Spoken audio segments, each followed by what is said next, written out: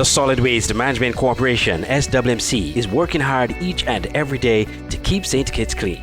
Our primary mandate is to collect household waste while maintaining the engineer's sanitary landfill in Connery.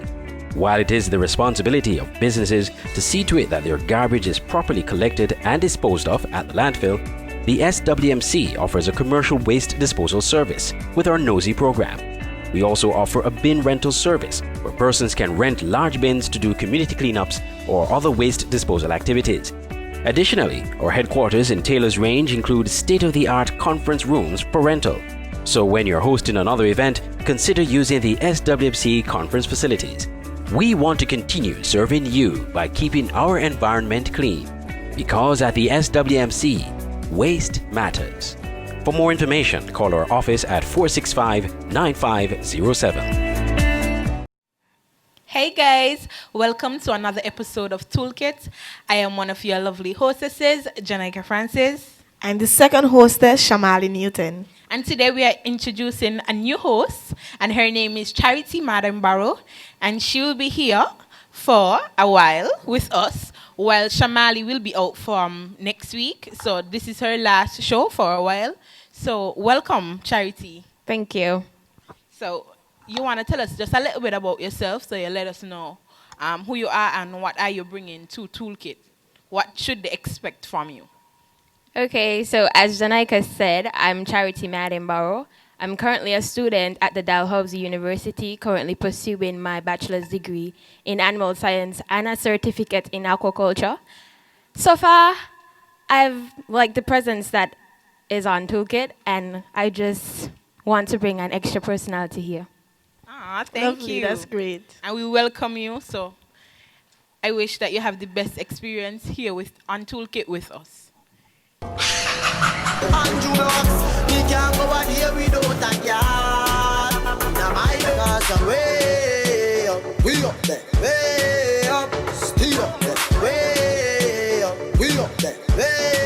So today for our first segment, we'll be introducing the sensational Andrew Blacks.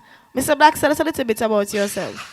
I'm a musician, engineer, producer. Been doing music for about 22 years. I'm 36 now. I've got a Grammy on the last Junior Gang album, Stone Hill.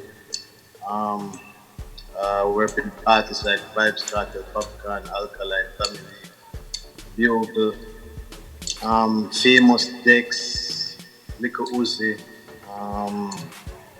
Liquor Zan. I've been putting in some work.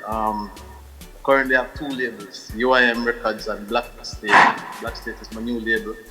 So right now we just have some new artists that I'm about to launch out between now and next year from that label. So yeah, we've just been putting in the work. And that's mainly me and a bunch, you know. I want to ask, growing up as a child, was this career path, like, did you foresee this career path? When I was growing up still, I was a selector. I used to just play at Sweet 16s. I used to be a DJ. So I used to play at Sweet 16s and birthday parties and those stuff. And then I ended up getting on the radio for a little. And then just transition off into building beats and producing. What is something I'm always doing, you know? And who inspired you? I have two people that inspire me in the music in Jamaica that I look up to. One of them passed away. His name is Cripple Blacks. Actually, two of them passed away. Cripple Blacks and Patrick Roach. Probably know Roach as a producer. He used to produce for Cartel. So I used to build beats for Roach. So like Emergency and those kind of songs. I work on Purge Rhythm. You know. So I used to, up to now I still produce for other producers. So those two people are the main people who I get my inspiration from. A guy called Cripple Blacks and Roach. Okay, could you shed some light on the role of a producer? Is it like a manager job? You know, so it's kind of weird now. Producer can be somebody who funding the project, or can be somebody who's totally hands-on. Um, like for me now, I'm very hands-on, so I'm engineering, I'm composing the beat, I'm help writing the song, mixing the songs. So I try to have all creative control over everything what I do still. So um, I call it I'm a little bit more than a producer. Great. As it pertains to the whole COVID situation, has it affected you positively or negatively, or you would say both? You can say it about affect on us negatively in terms of getting to promote the songs and getting songs played at parties and people gathering and listening to the song, making it reach to a wider audience. But in terms of workload, it don't really stop the workload because we're usually in a room by ourselves anyways. So we're always working. So whether if it's just me alone or me and an assistant, we don't really have to have like 10 people in the studio to work. In this producing world, what would you say are the main challenges that you encounter on a regular basis? One of the main challenges is working with the artist and then the artist switch mind when stuff start working out better for him. So you like groom the artist to a point and then you're managing the artist and then now money start coming, the artist don't want the company. Them can do it and feel like they can do it by themselves. So that is one of the main issues that we have as producers in the music. What motivated you to continue producing after you were arrested in the US? You know, I did when I came out, I decided that I was going to come out of the music business because just too much things was going on at the time, and I don't know. I just get I get bored, and then somebody bring a drum machine around. Cause I kind of take myself away from the studio situation for a while. And then somebody bring a drum machine around, and I was on bail, I was house arrest. So the only thing I could do is build beats. So I started building the beats, and then just end up back in the business again. And that's how I did end up meeting Junior Gang at the time when I was on bail in America, Florida. So I was building beats, and a mutual friend came over to visit, and he actually introduced me to Junior Gang, and then he heard some of the new stuff that I was doing since I came out. And that's how I ended up getting on the album. Okay, so tell us more about the situation, like, because most persons probably misunderstood what really happened. So tell us about a little bit about the situation and how you would encourage like other young persons. So if they face situations like similar, how to push forward still, and not let that break their aspirations in life. Only advice we can really give is like always watch your circle, know filter who coming into your circle, filter your friends them, because sometimes you might not know what them up to, and because them doing something illegal or scumooching, as Jamaicans say, it can implicate him because you know the person, and that can be a conspiracy to whatever charges can bring up. So what I'd say is just keep to yourself and just do your music. You don't have to entertain everybody, So that's one of the biggest struggles man having in the world and in business and in music, just not letting in everybody into your space. Because everybody have an ulterior motive, and So after the difficult encounter you had in the United States, would you say it was hard for you to build back up yourself as a producer? No, it wasn't hard because before the situation, I was putting in a lot of work for other producers and myself, but I wasn't getting the the highlight of the work, you know. It was more like artists them and whoever was more popular than me at the time. But since the whole situation, it was very, um, it was all over every newspaper in Jamaica, and that kind of built up my name. So even when I came out, my followers even grew, you know, and people were more into what I was doing. So I think now it kind of boosts stuff for me.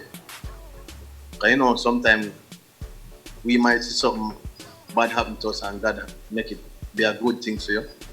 So it's a situation like that. Is there any policies or anything that covers producers in the music industry, like royalties? Oh yeah, man. Well, in Jamaica we have Jams and JCap, which is like Jams would be like Jams and JCap would be like a BMI that collects money from royalties from radio and stuff, but we also have to sign up with companies like BMI because that them collect internationally now, and Sound Exchange. You have a lot of places to collect the royalties. You just have to research. 'Cause every day there's a new place, you know. 'Cause music is a thing. Whenever technology change, there's a new way to collect money. So tell us a little bit more about some of the artists that you have worked with and what's your relationship like with them. We know that you have been working with Vibes Cartel, so you could tell us a little bit more about the relationship that you have with him, that now he's incarcerated, and how it's like, working with him. Um, I only, the funniest thing, only did work with Cartel for the last 2 months before him get locked up. And after that, we stopped work and kind of change up the whole structure again. So I never really have a long experience like Not Nice with Cartel or Russian with Cartel. I only got 4 songs from Cartel, but people would think that I get enough songs because the song them did big. But we're after that now, I start working with Popcorn. Most of Popcorn hits them like Where We Come From, Way Up, Only Man She Want. Most of those songs is either I build the beat, produce it, or work on it. Then after Popcorn now, the family, all I hits them up to, I'd say 2017. All the way up to 2017, I've been working with Tommy. Me and him still keep a good friendship. Still work, but I'm not really working with established artists right now. I'm trying to break out some new artists because I was a producer that did break out Tommy and break out Alkaline. So as it pertains to those established artists, was it difficult to deal with them back then, or is the new generation much easier to handle? All right, let me tell you what it is. From a producer's point of view, you see, if you're a young producer, it would work for you it would more benefit you to have a song with a big artist because your name would grow with the songs. But as a producer that's in the game now and people expect more, they don't really want to hear. It's not gonna do you much justice if you continue maintaining a big artist career. It make your career last longer when you bust a new artist, bust new talent, and you showcase new talent to the world and bring them to the big artist level. So that's what I am doing right now.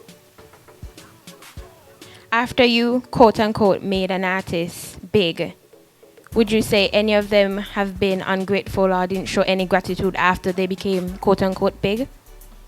Well, most of them, all of them, except for Tamili. Well,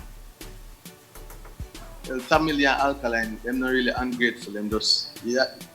Sometimes music load just get fully on the artists now, so they have to start working with more producers.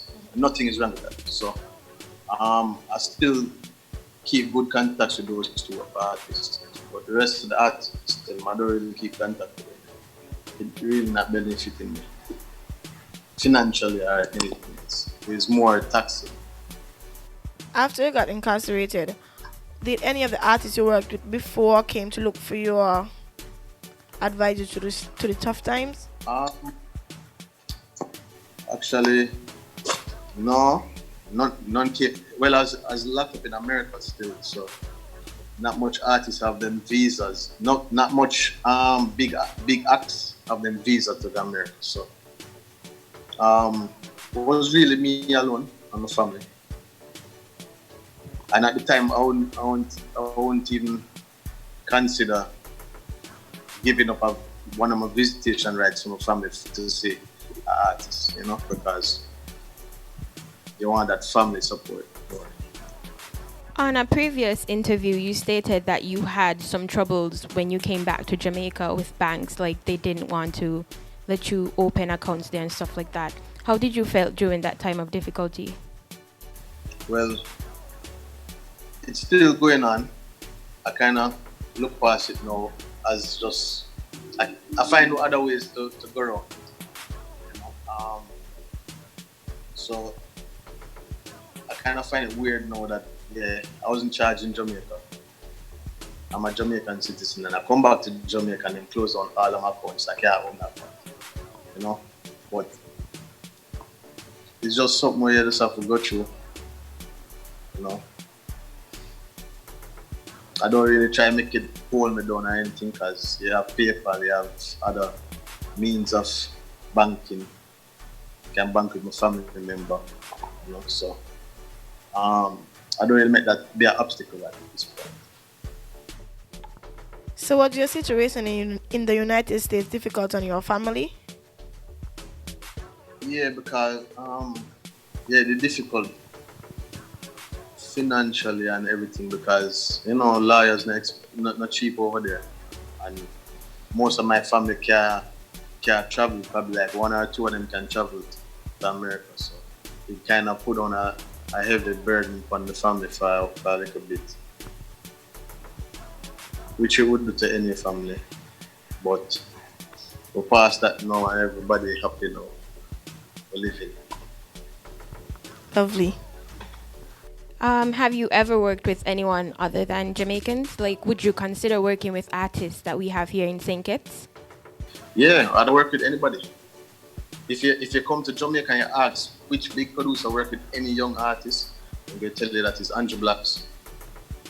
I don't have no problem working with young acts, big acts from the Caribbean island that I never worked with before, because it's a challenge and it would always bring out a different side of the music to me.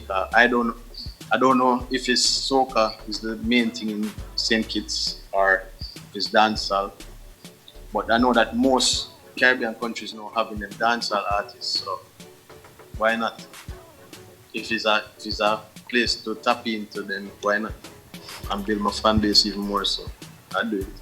Personally, I feel that all local artists we have here are more than capable of pursuing their goals in foreign or abroad. How can they contact with you? How can they connect with you to push their music? All right, pushing the music is a different topic. Like I produce for them and stuff, but pushing the music now is all about the artist and his personality. I know everybody living on Instagram right now, so that is the main place to push yourself as an artist. So you can be promoting all you want, but if you're not having a social crowd even on Instagram to follow you up daily, and that personality get hard to push the artist, or hard to make a song work, But if the artists have all of the qualifications that look like good work ethic or good work ethic to work with, there's no problem. Music can always reach, But the thing is that I don't know how to promote in St. Kitts because I've never been there yet. So if a Kittitian reach out to you, like they already have albums and stuff like that, would you be able to work with them from the distance? Yeah, I've been working from the distance. Been doing work with Americans from the distance and Canadians and British. So that's no problem. It's just an email away. And I'll video call away. I think the only obstacle is how to promote in St. Kitts. Because I know how to promote in Jamaica. But if I'm working with a St. Kitts artist, artists have to be hot in St. Kitts. We have to get the artist hot in St. Kitts before we say, we want to make him get hot in Jamaica. You know, cause it would be harder for me to take up a St. Kitts artist and boss in Jamaica when him hometown not running with him. So we need that support from St. Kitts itself, and the radio stations and DJs. Well, we have two local artists like here. One of they're young, let's say young for real. One by the name of Byron Messiah, and the other is Jedos. Byron was born in Jamaica, and he has two albums that I know of. One recent is called Different Perspectives. That's one of my favorite albums right now. Right. I feel like whatever challenges or situations he went through in life, like it brought a new like soul artist out of him. And so if we were to encourage him to reach out to you, Okay. like which platform should he get to you at? The other album is by the name of Sai. I wouldn't. Alright, if you get encouraging to reach out to me, like how you have my direct link, you can give him the direct link. You know? Thank you. Because really and truly, I don't follow up my it's true. I work 24/7 for the day. It's like I don't really have time to follow up on my IG like that. So I usually have somebody follow up on the IG or the Facebook and then relate back to me based on how important it sounds, you know. And he's very popular here, so I'm sure that since you have the it'll be direct, great. and popular. Very. Yeah, man, that's no problem. What in the live music or dancehall? I would say more. Sometimes it's like a really nice mellow kind of vibe, and then sometimes it's dancehall. So it's like a mix. Yes, I would say a mix. He's not like confined to one thing. Yeah, man, I'd have no problem with that. Okay. Could you tell us about some of the international artists you've worked with? Right now, I just released a song with Tommy Lee, a girl named Ina Zex, featuring Lil Zan. Lil Zan would be like the new hip hop artist, but them big, like them clocking couple million streams. So I just put out a song with them. I have a next song to release, which I supposed to mix today, with Alkaline and an artist called Famous Dex, an ex-trap artist. I've been doing some work with Little Uzi, so I might be on some projects with him soon. I have enough more things, but I can't really call them out. But I'll tell you the two what right at the pipeline notes to drop, you know. So yeah, putting in some foreign work. So, what value would you say helped to build your career the most? Like, what value is it? Consistency, or networking? No, I wouldn't say networking. I'm not a good networker. I'm too private with how I move, so like I can't really network. I'm an introvert, so I'd more say hardworking and trying to do things out of the box. You know, 'cause if you listen to my music, I'm not really happy. It's not really a happy type of music where you be dancing like the ding dong songs. Them I don't really do those kind of music, but might sing them a little bit more serious and dark, or it have a message to it more than a jovial I don't really do jovial music. How do you feel about like collabs with artists that people see as rivals, like Mavado and Vibes Cartel or Popcorn and Alkaline? Think it would be good for the industry because it's not like one artist have a fan that die hard to them. If you go through that person's phone, you're going to see Alkaline, you're going to see Popcorn, you're going to see Gully Bop, so people listen to what they want to listen to anytime they want to listen to it. So the artists, they need to take that mentality out of them head where, oh, I don't want to work with that artist. If you're thinking about money and thinking about growing your fan base and reaching further, just do it for the love of music. Yeah, you might have your personal differences, but that'll boil down to music or allowing the music. I know we share the same stage one day. And why not sing a song together on the same stage? We know that, sometimes individuals may be a little skeptical about working with Jamaicans, because of the scamming and stuff like that. Can you shed a little light and inform like individuals that it's not that bad in all situations? Stuff like I want to tell adult, really and truly, you have to make sure that who you're trying to contact is the right person you're contacting. Because even right now, there's about 4 more Instagram pages with Andrew Blacks and people trying to collect money off of my name. So I wouldn't tell you if you just jump up and, as you see the name, you jump up and you DM them and talk about business. As I said, just do some research, find out if it's really the right page, try to get the right contacts before you send your money. Because a lot of that going on right now and you can't go around it. You can't act like it don't exist. And yeah, if I was in St. Kitts, I don't do business. Because at the end of the day, it's the money. You had to earn money, so you want to improve yourself, so you don't want to lose it.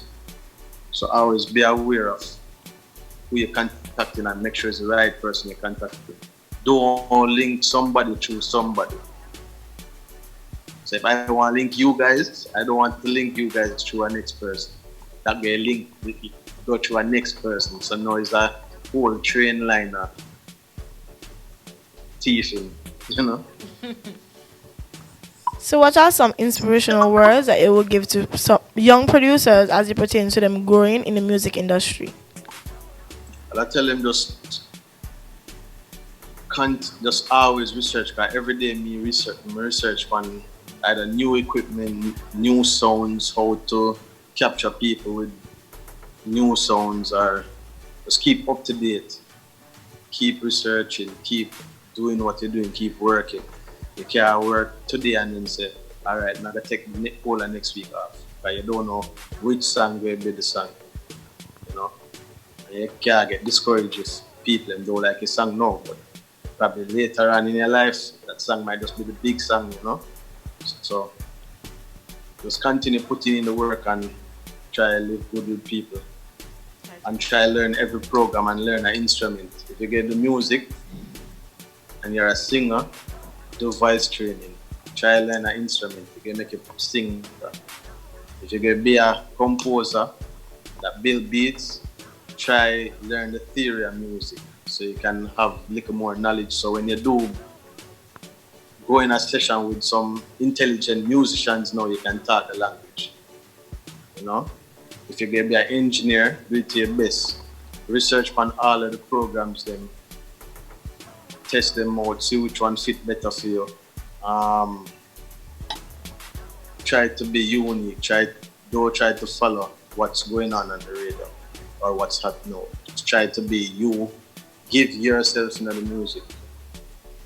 But that's the only difference. That's why you have people that stand out and you have people who just fill a gap.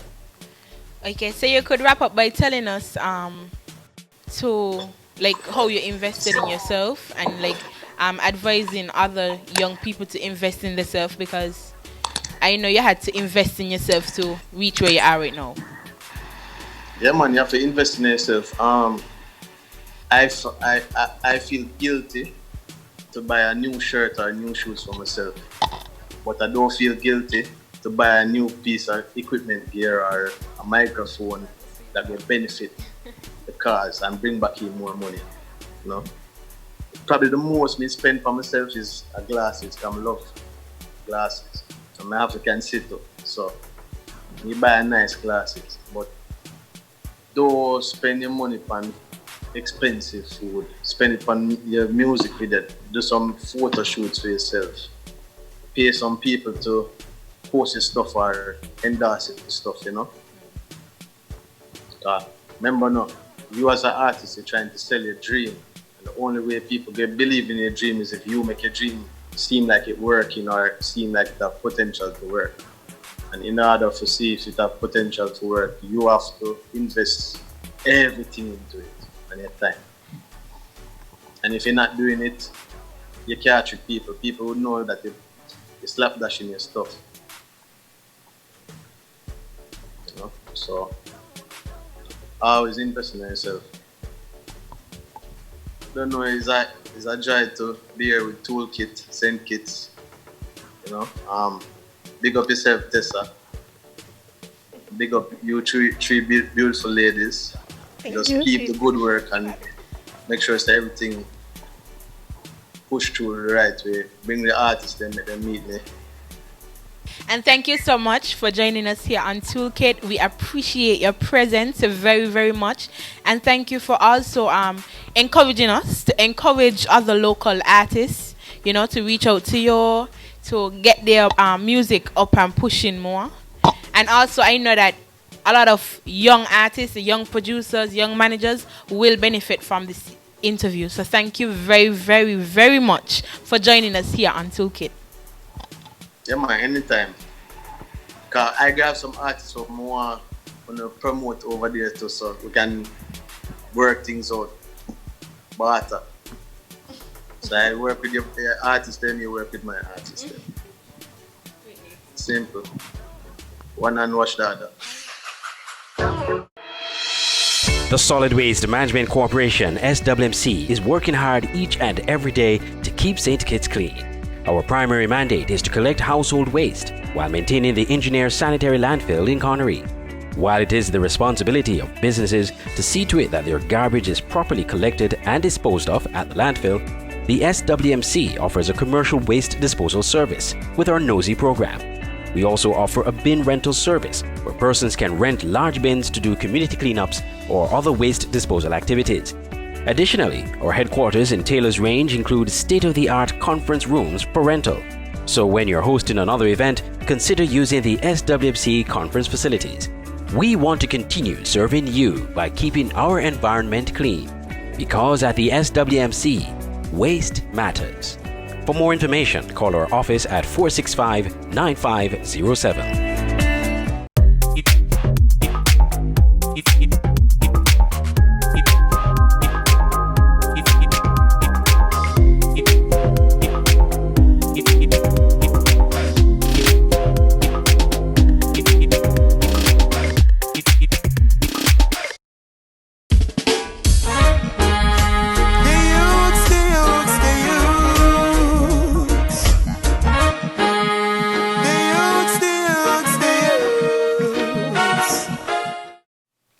Welcome to the second segment of Toolkit. We are here with Leslie Nisbet, and I'm going to turn it over to Charity Madembawa, our other hostess, and she's going to let us know why Leslie is here, and Leslie will introduce herself.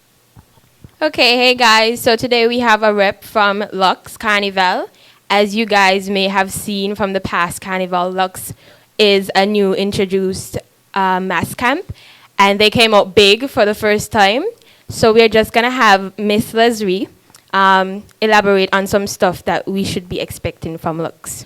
Hi, like they said, my name is Leslie Nisbet. I'm part of the management team for Lux Carnival, also part of the design team and one of the PRO persons for the team. And I'm just here to answer any questions that you may have about Lux, like why it came about, what has been going on throughout the entire year or more, because Lux didn't just form, and anything else that these fine young ladies may have to ask me today. Miss Nisbet, tell us a little bit about Lux. Okay, so as you all may know, Lux is a new band, but they didn't just come about like last year. Lux was actually formed since 2017 from Carol Warner and Latoya Sobrati. They formed Lux just from their sheer love of Carnival, as they're both avid mass players and they've been playing mass for years, and they basically just thought, why not? So they wanted to transform their experience and ideas into a new mass band, and then that way that would give them an opportunity to contribute to Carnival and also give the revelers more options on the road. Okay, could you tell us about any barriers while entering this market? So there weren't as many barriers as some may expect, except for the public not knowing who we are and wondering if we'll be able to execute exactly what we are marketing in terms of customer experience and road experience, the service, everything that you have to think about when you see a new mass band. So it was just making sure that we actually gave them what we said that we would. So tell us a little about what makes Lux unique.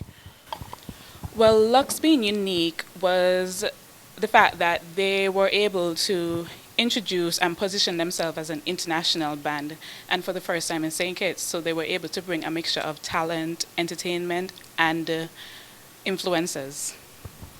So, Miss Nisbet, did you participate in the previous carnival? Oh, yes, I did, and I'm actually kind of somewhat a new mass player because this was my third year playing, so I've played with other bands before. And of course, the Lux team is like family for me, so then it was a no-brainer for me. But playing with a new mass band, the experience that I got is not what most people would expect, because you're thinking it's a new mass band, so sometimes you would think that, okay, they're just getting it together. But honest, and I'm giving you my unbiased opinion, not because, but the experience was nothing that I expected. It was amazing. I had fun from beginning to end on both days, and I was ready to go again on a third day. So it's not something that you experience from a new band. They brought it, honestly. We brought it. Yeah, that's really good. I didn't, hearing your own personal experience, encouraging me now, to maybe join You Lux. should. You definitely should, but it's not even just about Lux. Of course, I'm here to promote Lux and stuff, but playing mass is like an experience that you would never experience anything like that. Is not what you think it would be, because I was one of those persons that would be like, oh, the sun is so hot, being out there for so long, and then everybody on the sidelines watching you from the moment that you take off. You're not even seeing here or there. You're just in your own world, and it's just fun from beginning to end. Believe me, I didn't think that it would be like that, but I can't see myself on the sidelines unless I'm injured. I can't go back on the sidelines. As it relates to the attire, Charity might say that she don't want her panties like there, or she don't want herself to be showing, but she still want to enjoy. What would you say Lux offered differently as compared to the other mass groups? Well, as a designer myself, I can honestly tell you that is expected. Everybody has their own tastes, of course, but Lux offers different options. So you would have the ones for the persons who don't mind a little revealing aspect, and then we have the other ones who wants their body covered somewhat. So Lux will give you an option for all of those. You don't just have one option, two options. You have lots of different options, lots of different colors and choices. So that should never be a problem for you with Lux, because you'll have something that is best suited for your style or your body type. Okay, Leslie, seeing that the carnival season is fastly approaching and we are dealing with COVID-19 at the moment, and there's a possibility that we may get a second wave, how does Lux plan to deal with this? Well, like everyone else, we are monitoring the situation and also following releases from the CDC. And then we also have to wait on the Carnival Committee to see what is going to be determined based on Carnival and upcoming. So after that has been determined, then Lux will have an idea of how we can move forward. That would be the best and safest option for our revelers. As it pertains to the entertainment part of it, if we do have carnival, what Lux plan to entail? Like, you guys will not be able to use international persons. So how do you go about using the local sharing? Because another mascot might use, let's say, DJ Woodies, and you guys might want DJ Woodies. So how you go about that? Well, that question is also contingent based on whether we do have a carnival and how it will be. So we can't really make a decision until, because even with COVID-19, we're well aware that it has impacted lots of persons in more ways than one. So for now, due to that impact, Lux has halted all planning for Sugar Mass. Okay. Because of the whole pandemic situation, we realized that online marketing and stuff like that is really the way to go right now. Is there any virtual network promotion, any virtual experience that looks plan to offer to our people? Well, currently we have our talk show series, Lux Carnival Candid, and we also have our YouTube channel. So if you haven't subscribed yet, I do advise you to do so now. That's Lux Carnival. We interview artists, revelers, band leaders, and we touch topics such as COVID-19 and how it has affected their personal and business life, and what they're up to now, and carnival, and lots more topics. So as it relates to like carnival, and if we even have a carnival, if we do have a carnival, most persons probably lost their jobs and stuff like that, and most of them play mass. Has Lux came up with any ideas as to how they can, let's say, treat or be of some sort of benefit to the people who play mass but are not capable to pay for, like, let's say, fully pay for like full costumes for carnival? Like, is any ideas? Probably t-shirts, like just bodysuits, anything, any new ideas?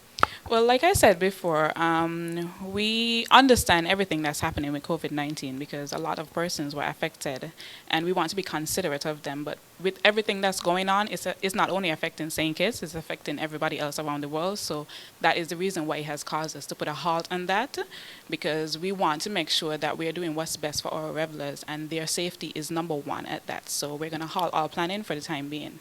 So Leslie, does Lux plan to expand their brand to other territories around the diaspora when we return to a state of normalcy? Well, that's something you'll just have to wait and see. So we have to expect more from. Well, you should always expect more because no brand is actually there to stay at the same pace, because you always have to elevate. And we have been discussing all of this prior to COVID-19, but that's not exactly something I can comment on at this time to give further details into. Ms. Nisbet, the government newly introduced a new ministry, the Ministry of Entertainment. Does Lux see themselves benefiting from this ministry? Well, we are not familiar with this new ministry as they in fact are new. So, however, we plan to wait to see what they're going to release in terms of the details and plan. Then we can determine what the benefits will be and what our expectations will be of this new ministry. So, Miss Nisbet, since Lux recently, dealt with Ministry of Culture, introducing this new mass band, would you say that the experience was smooth? Were there any major challenges that you guys experienced with, National Carnival, bringing a new mass band? Well, any sort of planning, of course, you expect to have your ups and downs, but I can say that we were able to get through everything. We were fine. We got on the road. Everything was executed properly. I don't think we dealt with any other issues that a normal band wouldn't deal with, but it was okay from our end. And there was nothing that we couldn't overcome or nothing that we couldn't deal with that. And like I said, from dealing with all of that, even if we did have challenges, it's something that we were able to learn from, and we know best how to handle it next year or whenever the next carnival may be. And should we expect Lux to be a mass band for, let's say, the next 10 years? Well, we never know what's going to happen, but I can say we sure hope so, because like I said, the owners are lovers of carnival, but you never know what's going to happen. But just know that Lux is here to provide for our revelers in the best way possible and to give them great experience for however long we may be here for.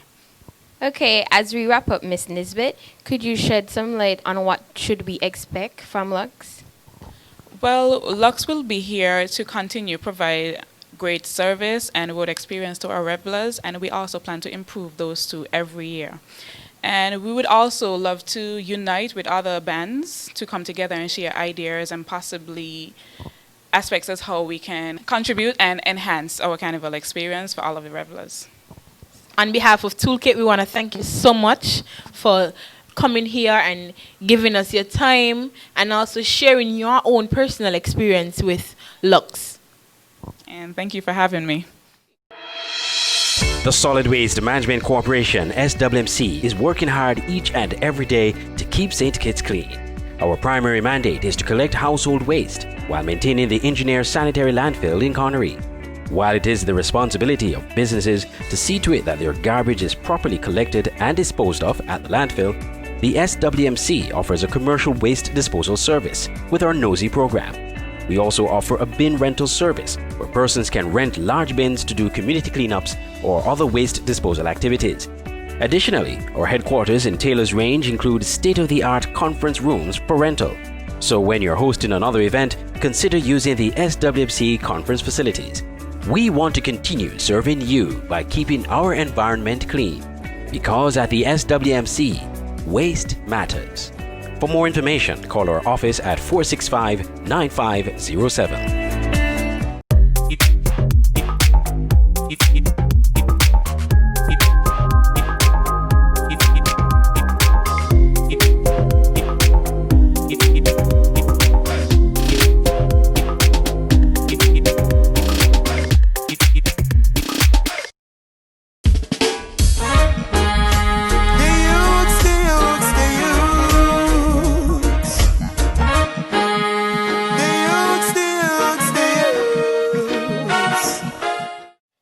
Hey guys, welcome back. Thank you for staying tuned in. This is our third segment for this show, Toolkit, and we are here with DJ Woodis.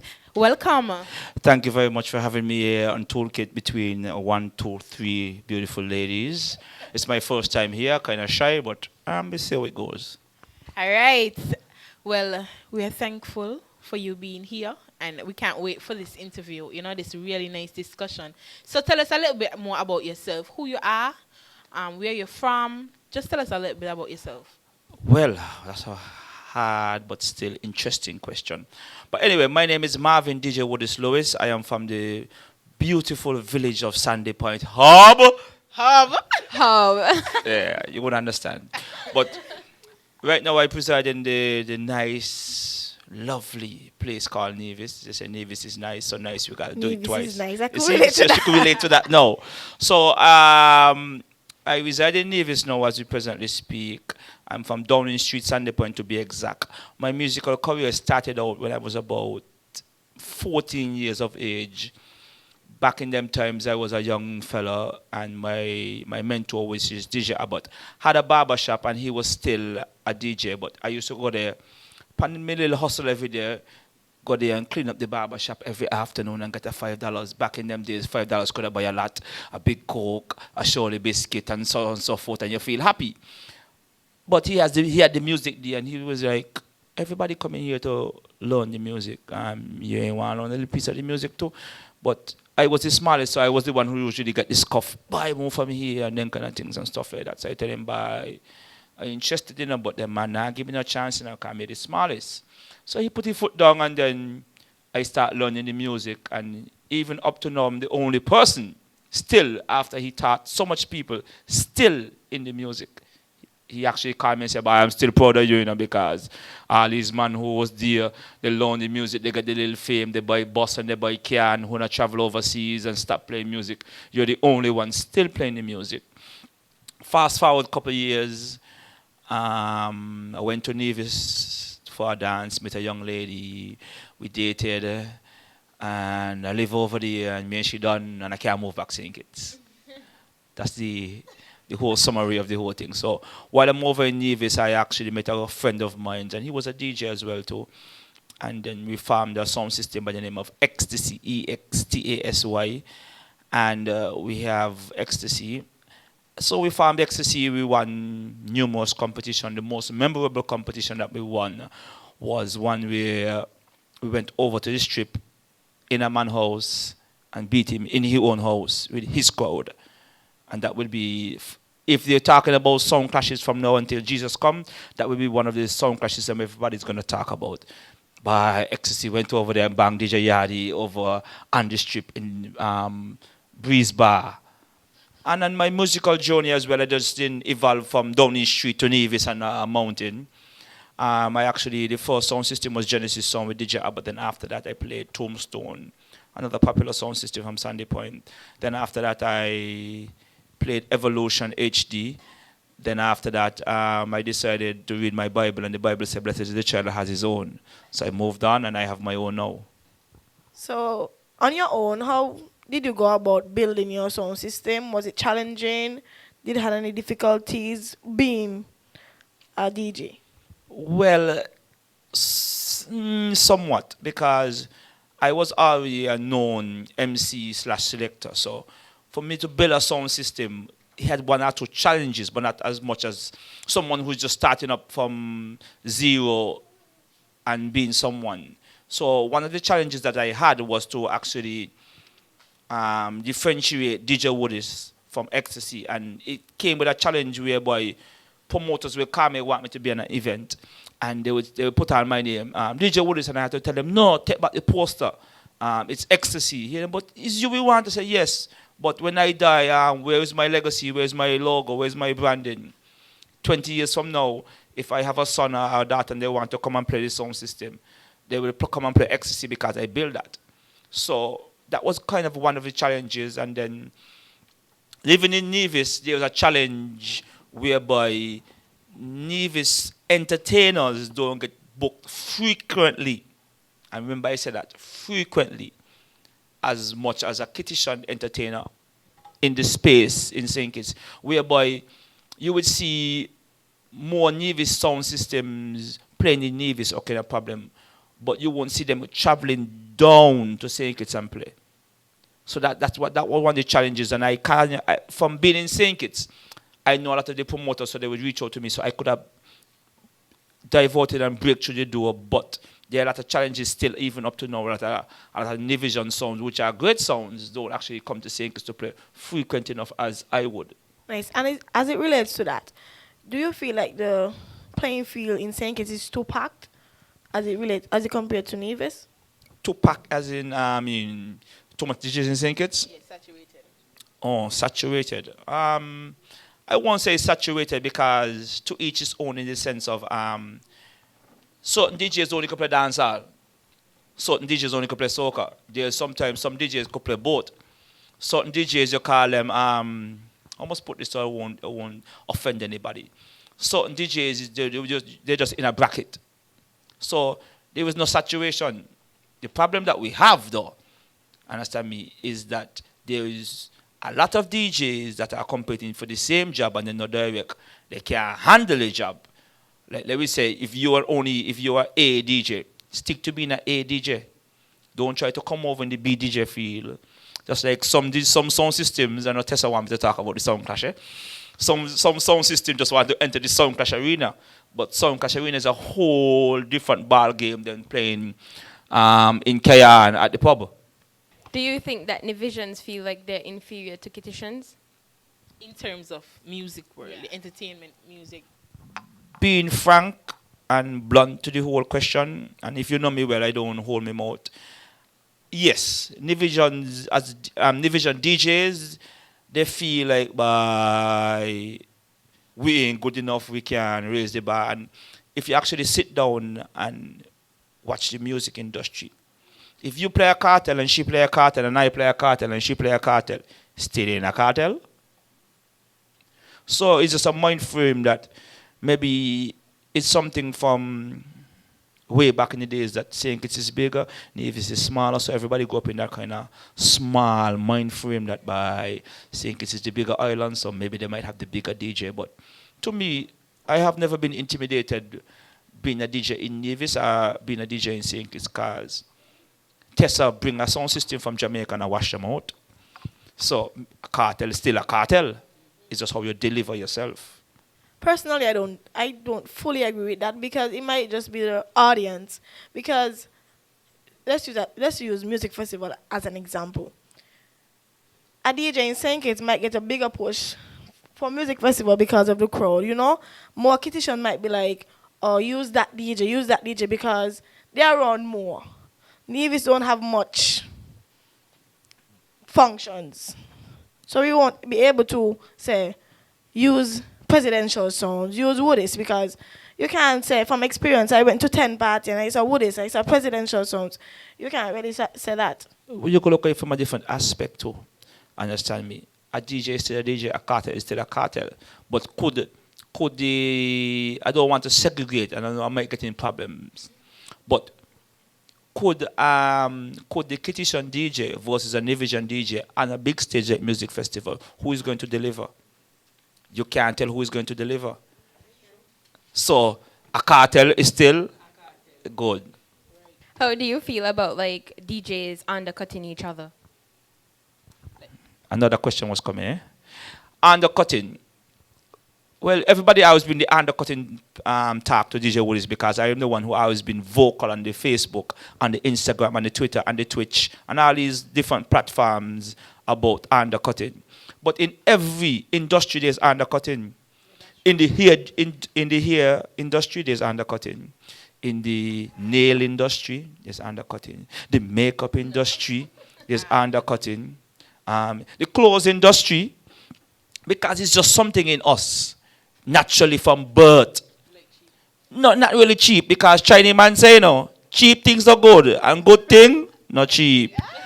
So it's just naturally in us that we, sometimes it's not really undercutting. Sometimes we just want to try. We want to do. Understand me? Because all the time they're hiring selector A, and maybe you feel in yourself you selector B, but you're better than selector A. So in order to get in the door, what you have to do? You drop your price. Drop your worth. Not necessarily, but within dropping your price and undercutting a man, you have to always think, you can tell the man, no, yo, the price for my job doing this is $10. But I want to get in the door. I want a little forward. So I'm going to do it for $8. But remember, my price is $10 really. So when I don't do it for you for 3-4 times, let us go back to the board, sit down, and negotiate. But the problem, what has happened? You will want the job. You go and you undercut the man. So you undercut the man. So the man said, well, yeah, I do maths. 8 is less than 10. Good. I save $2. Bam. So you know what happened? You're going to always be the $8 DJ. No matter how you twist out on it, so you're going to always be the $8 hairstylist. You're going to always be the $8 makeup artist, because you never set a precedent and say, but I want the work, but since I want the work, I'm going to take a little pay cut, but remember, my price is $10. But you want the work, and I'm making my resume now, and these things like these I have to undercut. So to the DJs out there, understand me? Nothing wrong with undercutting a man, but always remember your word. Always let the promoter, the event planner know that direct. My price is $10. So don't always classify me with the $2 DJ or the $8 DJ. Okay, Woodis, as we're being faced with this pandemic, how has this affected you in your DJing career? Well, it affect me not real bad, because I don't owe the bank for nothing I have. So I don't have to pay the bank for my sound system. But this weekend I would have make some money, because this is music festival weekend. I must have to get a job. There were 3 overseas gigs booked. One in Anguilla, one for Montserrat, and one for Stacia. So those events, I lost them through COVID-19. But through COVID-19, a lot of things I experienced, because I don't know about you all. A lot of people use their COVID-19 time to do things that they had put aside, like by your mother tell you, clean out your room for the longest while, and you ain't clean it out. But through you got some free time now, you clean it out. So for me now, I use that time to actually gather some new music, put them in different crates and stuff like that, and actually tap into a new sourced crowd, which was Facebook Live. But when I decided to go Facebook Live, I see everybody going bend over, cock up, push back, and kind of different things that I usually do in the dance.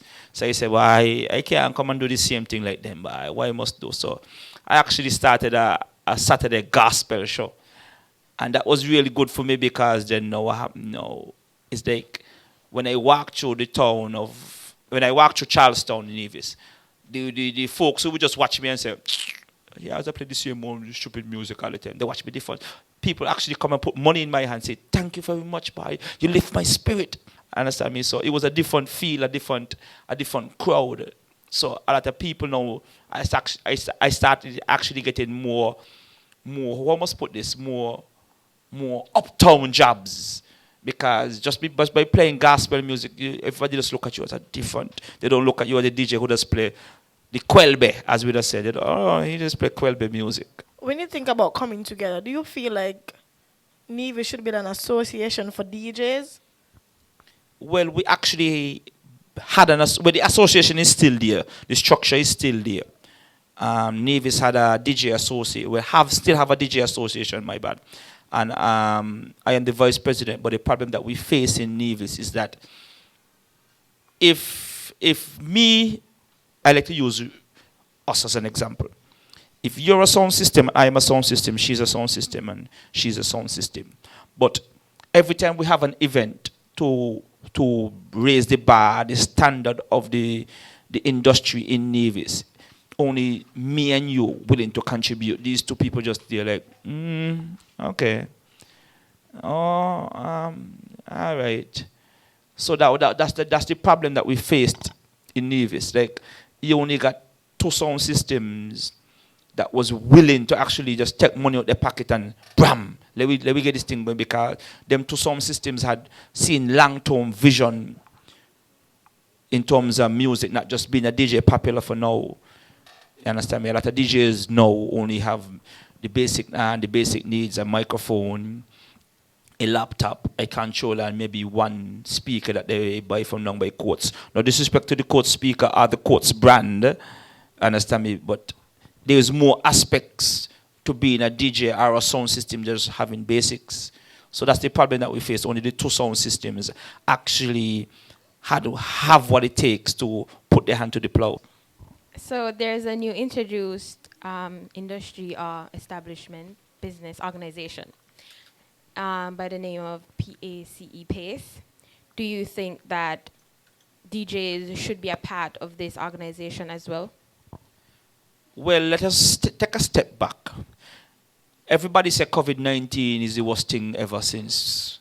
Yeah, I mean, they had it to be the worst thing. But to me, two things I saw that COVID-19 did.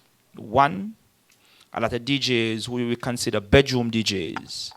Understand me? Everybody in the same playing field as them, because everybody in the bedroom will play. That is one.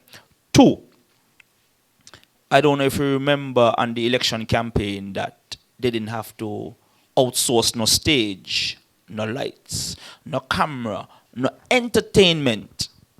Because, you know, once election come, you're going to hear by this party bringing this person from Trinidad or Jamaica, and vice versa for the other party. They're trying to outdo one another, and all the money was exported. So COVID-19 actually showed both parties by we have talent here. Understand me? Because when you see the Prime Minister went and say, we're going to make an entertainment industry and blah, blah, blah. You want me to tell you why he did that? Because he realized, well, who them lights belong to? When Amali said it belongs to he over there. And who the stage belongs to? It belongs to that gentleman over there. And, well, I never know virtual could look so good. Because what? Just like what they say, you never notice something until it's gone. So, true, we couldn't bring in the overseas act. We had to depend on the local acts.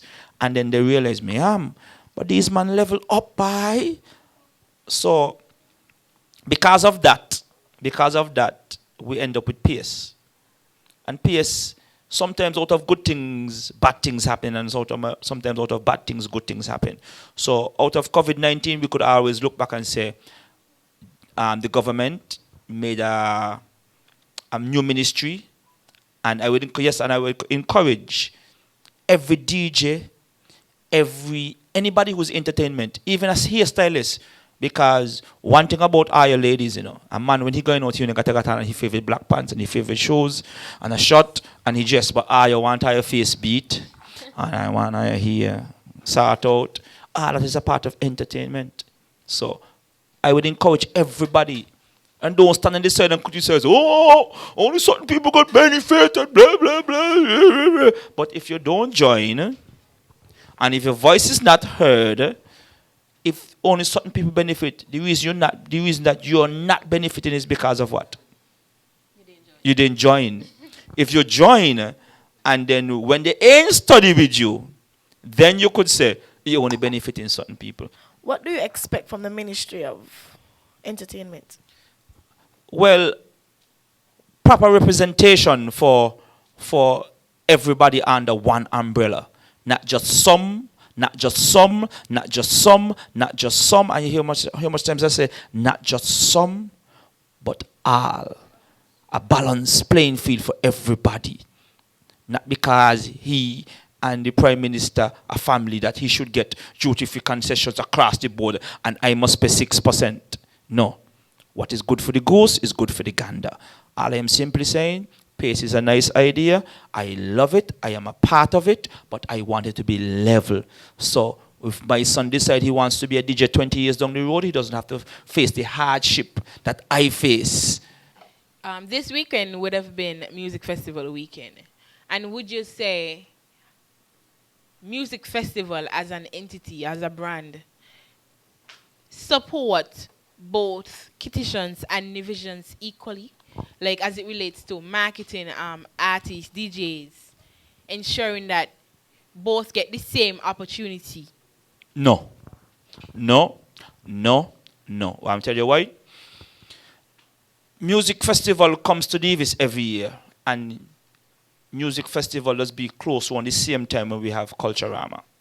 So what happened, they usually jump on the bandwagon when we have our bar crawl and come up and promote music festival. And they want all of Nevis to come down to St. Kitts, come and see the music festival. No problem with that. Understand me?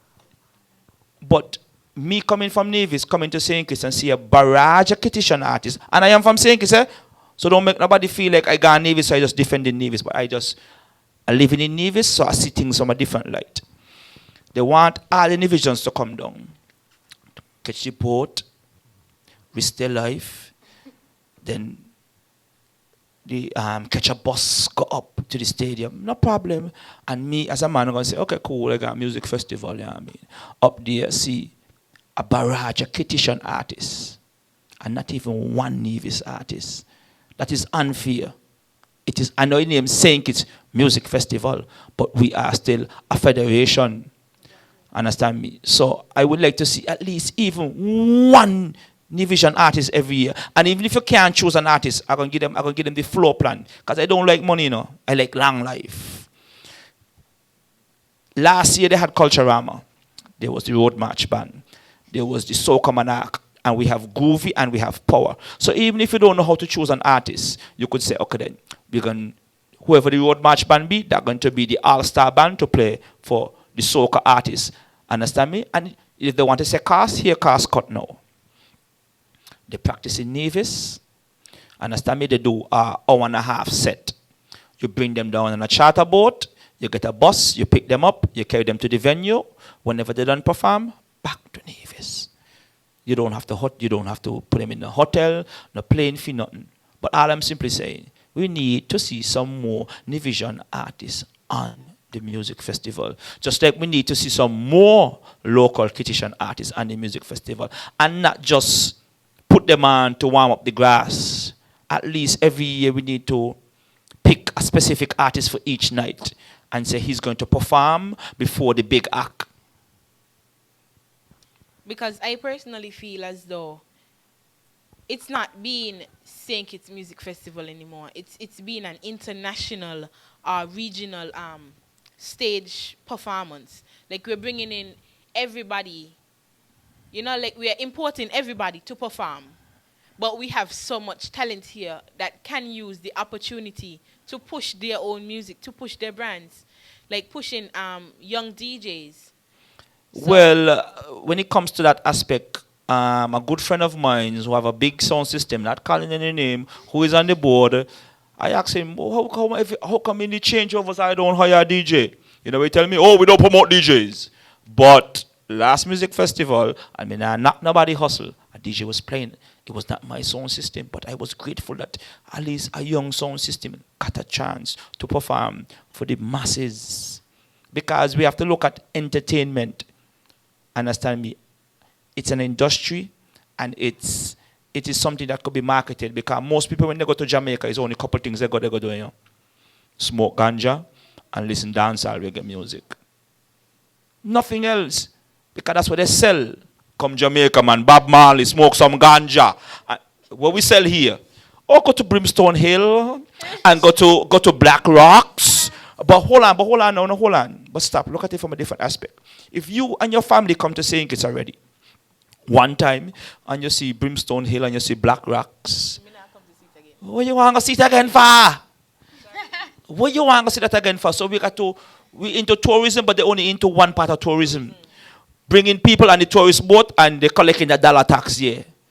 But what about the overnight stay? But what about diversing tourism whereby there is more than just historical sites? What about our local foods? What about nightlife? Because if you're an American, you ain't want to come here go eat KFC, you know? Exactly. You want to go down by the bear, understand me, we part of the junkin man them be and drink a local Carib beer, and you know what they fascinated about us with? Our language. Yeah. They want to hear how we speak. And they will try even to speak like us. You ever try hear a white man try talk Kitishan? Yeah. He looks strange, but he happy.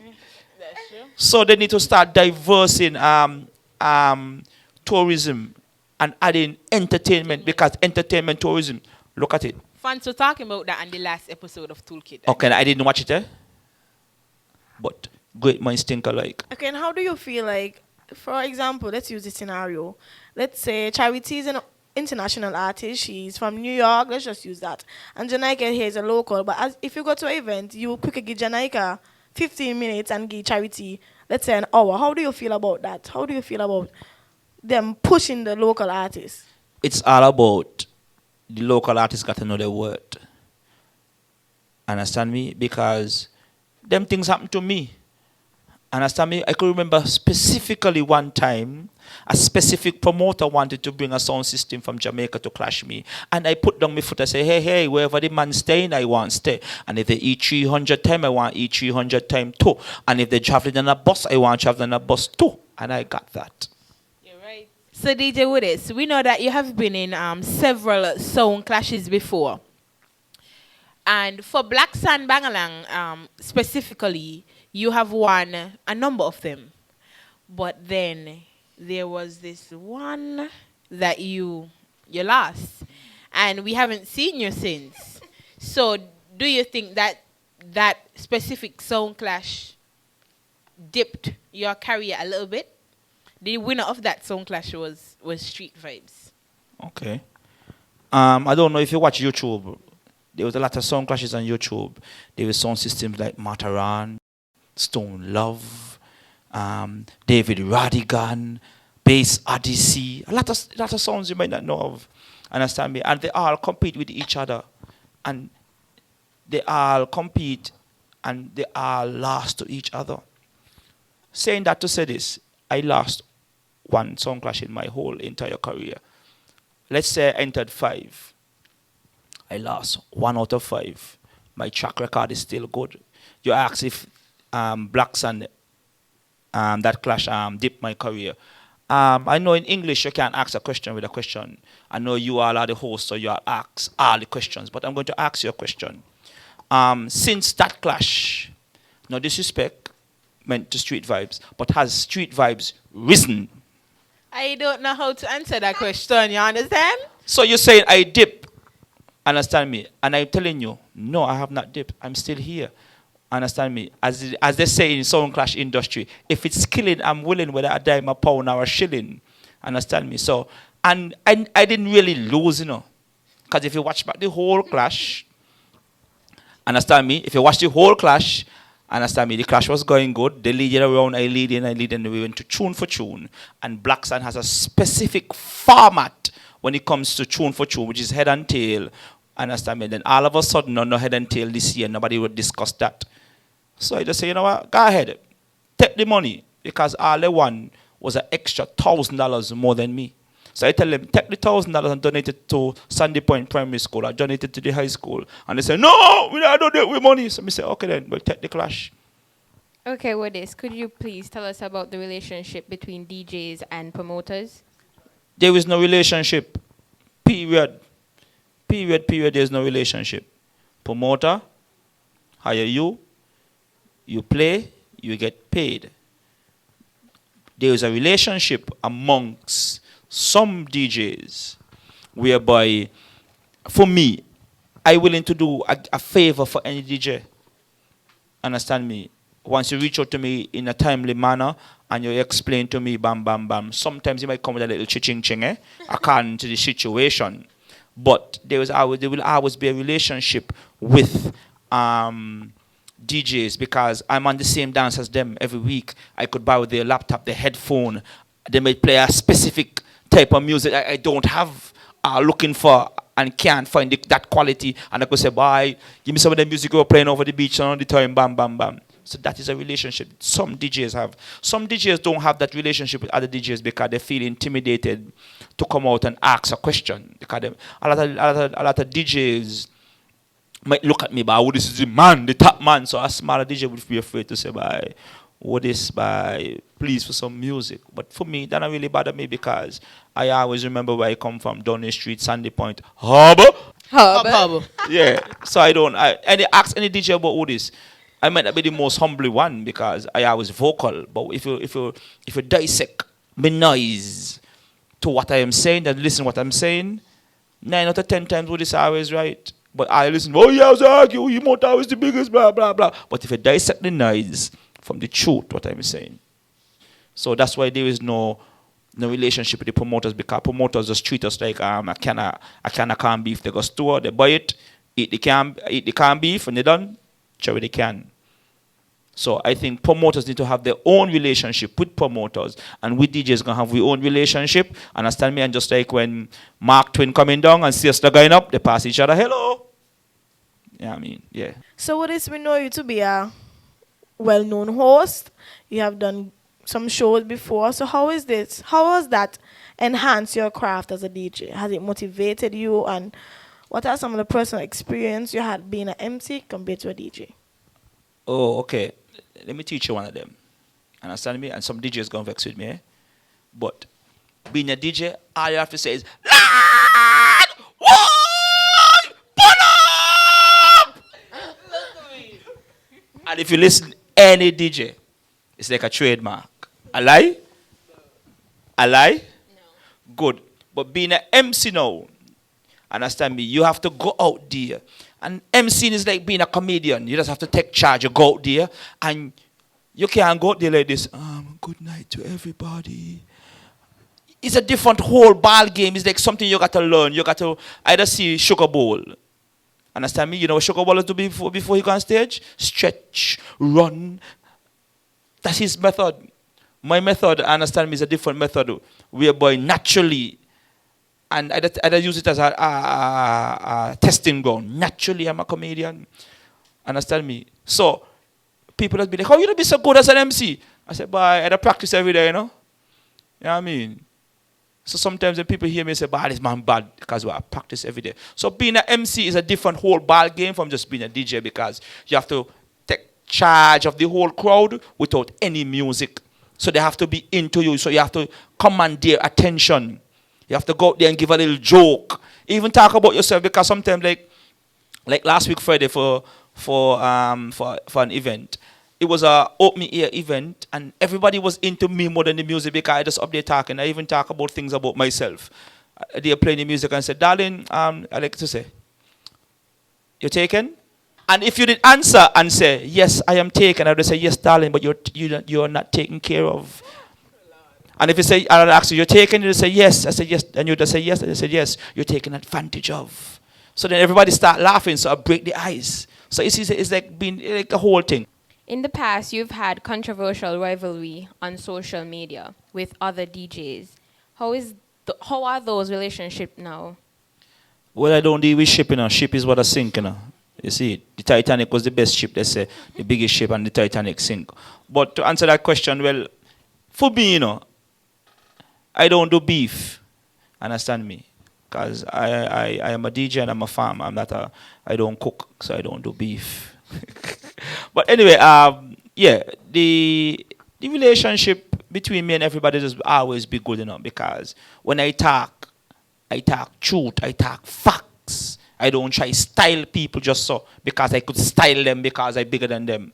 Some of them still keep up the little energy, specifically one entertainer, but I was defending my right and my money. So if he wants to stop talking to me for my right and my money, I feel good about that in myself because I am defending who DJ Wood is. So we have come to an end of our segment. Any inspirational words that you would like to give to young DJs or anybody that is discouraged from pursuing their goal? With anything in life, if you really love it, no matter what people say, no matter what people do, you can always push yourself. And for young DJs out there, don't try confine yourself to one box, just being the 10-cent DJ. No. Try to be the dollar DJ. Understand me? Try to always think outside of the box. Try to always be ahead of the game. If you can't afford the equipment, or you're not getting the gig. Understand me? But always try to put yourself in the position. So if anyhow the ball knock for 6 and you could catch it, you catch it. In the sense of, don't try to just do dancehall DJ and just download dancehall music only. Download soca music, so whenever you get a chance to play soca music, you play it, and you play it to your best ability. And I know a lot of people have always been stressing about how DJ Wood is just dressed, because I could remember up to last week, a virgin of mine had a birthday party, and he make sure call me on the phone and say, yo, Wood is, don't overdress tonight, because tonight is my party, So a lot of people asking, like, Wood is by, we always see in the streets with our kind of cut off pants and and here well do, but every time you go up on a show, you're always well dressed. You got a nice shoes and nice pants. And I said, listen to me. When it comes to anything, I did not go to school and get no degree. But the only thing I take seriously in my life, understand me, is music. So when it comes to that, I always dress the part. So US DJs out there, that's what I want you to do, because people ain't gonna take you serious if I don't look the part. You gotta look the part. How you gonna be a garbage collector understand me, and come in a 3-piece suit? That not make it. And how you gonna go to somebody's wedding, understand me, the most memorable time in their life, and you come in joggers, flip-flops, and a holy shot, and your pants on your bum. So you always gotta adjust the parts. So you see, like I come Toolkit, I make sure, boss lady sort out the pants and iron it up and give me hair do up. Me ain't get a shave because as he said, and they on my quarantine beard vibes, But yeah, I always got to adjust the part. You see how I look lovely, like, I adjust the part. So DJ Woodis, on behalf of Toolkit, we would like to thank you very much for coming here and having this discussion, this interview with us. It's really an amazing experience, hearing your view and your opinions on certain situations that we are facing in St. Kitts and in Nevis. And we also want to encourage you to keep being you, keep having your voice, and don't ever let anyone, dull that voice that you have. Thank you very much. I want to say special thanks to Toolkit for having me as well too, because for the past year, everybody just want me on a platform like this to talk about the entertainment industry, and you have a lot of people out there more vocal than me, but maybe they're vocal when they're by the bar having a drink with their friends. So I guess I have to be the voice for the DJs or the entertainers. But if it's so, God put it, that's how you're going to be. If I got to be the voice, I'm going to be the voice. Thank you very much, Toolkit, for having me. And you all ladies, keep yourself looking good. And remember, Jesus love you. Give your heart to the Lord. All right. The Solid Waste Management Corporation, SWMC, is working hard each and every day to keep St. Kitts clean. Our primary mandate is to collect household waste while maintaining the engineer sanitary landfill in Connery. While it is the responsibility of businesses to see to it that their garbage is properly collected and disposed of at the landfill, the SWMC offers a commercial waste disposal service with our Nosy program. We also offer a bin rental service where persons can rent large bins to do community cleanups or other waste disposal activities. Additionally, our headquarters in Taylor's Range include state-of-the-art conference rooms for rental. So when you're hosting another event, consider using the SWMC conference facilities. We want to continue serving you by keeping our environment clean. Because at the SWMC, waste matters. For more information, call our office at 465-9507.